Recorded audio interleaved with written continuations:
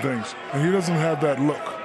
Like, I'm not the greatest athlete ever, but I know a look when I see it. So he's addicted to food. It's gotta be. I'm speculating, but it's gotta be. I'll sit and watch Zion play a full game. He's not in shape. He doesn't run. He plays the game strictly on talent. He's not. If you guys haven't been paying attention, the former #1 overall pick, Zion Williamson, has a big problem. His biggest problem isn't his play, what he says off the court, or really anything that he's doing particularly wrong. And no, I'm not talking about his weight either. I think the Zion's biggest problem is the way the media has turned on him for no good reason. What's up, guys? It's Colin from Next Man Up, and today I want to talk about one of the biggest names in NBA headlines right now, Zion Williamson. Zion Williamson came into the NBA with an amount of pressure that was more insane than a lot of new NBA fans have ever seen. For the older fans, don't get mad at me here, but you guys have to remember that when LeBron was drafted in 2003, most of these new generation NBA fans weren't even born, much less tapped into the NBA draft. So with that being said, I feel comfortable saying that when Zion was drafted in 2019, NBA fans had some of the highest possible expectations for the forward coming out of Duke. Zion wasn't as insane of a prospect like a guy like Victor Wembanyama was, but unlike Wemby, we also got to see Zion have wild performances for the Duke Blue Devils his freshman year, which got the whole world watching.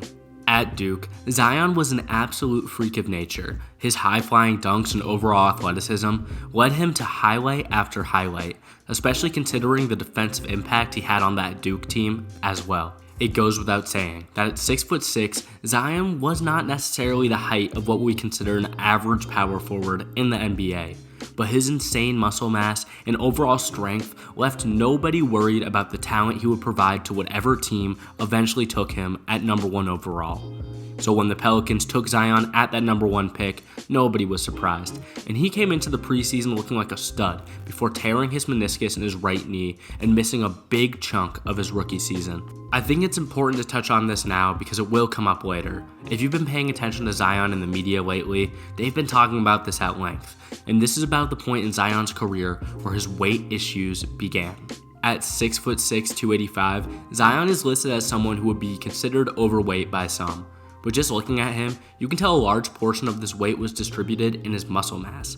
Zion is also a unique player with such overpowering strength and a pretty large number in that weight column because he moves around the court incredibly fluid for his size. If I can be honest, a lot of the talk about Zion's weight at this time was just internet trolling, some saying that he was built like a Ferris wheel. But it was easy for Zion to brush off these mean comments because he appeared somewhat lean for his size while he was at Duke and pre-injury his rookie season. When Zion came back from injury, however, he still played at an incredibly high level, being a legitimate Rookie of the Year candidate despite only playing 24 games for the Pelicans that season. With that being said, he looked a little bit bigger. I'm not here to call anyone fat or anything like that, and it will never not be funny to me how people sit at home doing desk work and eating Doritos, make fun of a guy whose entire profession is to be in physical condition to play a sport that we pay to watch. But comparatively to other NBA players at his height, we can be honest, Zion looked pretty big. Since his rookie season, we've seen moments from Zion where he looks like one of the best players on planet Earth, but he still had problems staying on the court. With 3 seasons under his belt going into 2023-2024, Zion had only played 114 games, not a whole lot of action. With the accumulation of all the factors I just told you, being his lofty expectations, his injury history, and his physical appearance, which garners a lot of attention from said internet trolls, it was the perfect storm to get to the modern day, where the Zion Williamson hating is at an all-time high. So if you ask me, Zion's biggest problem is not any of that stuff I just mentioned. It's really the media not caring about the players that they broadcast about. Now hear me out.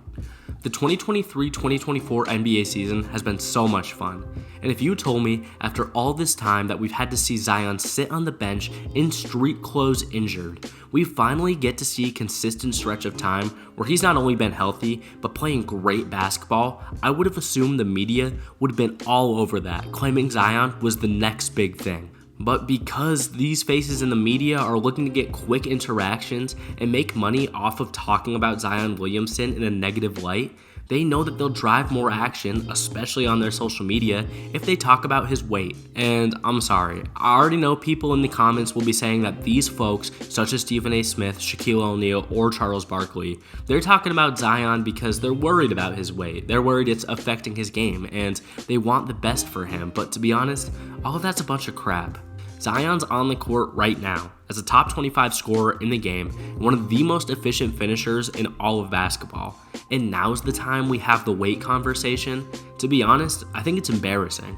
If you're really a fan of Zion, you should be happy that we're seeing more and more of the 23-year-old superstar potential being filled, not trying to put the guy down. Could Zion slim down a little bit? Sure. Are some people's comments actually targeted in good faith? I'm sure that's true.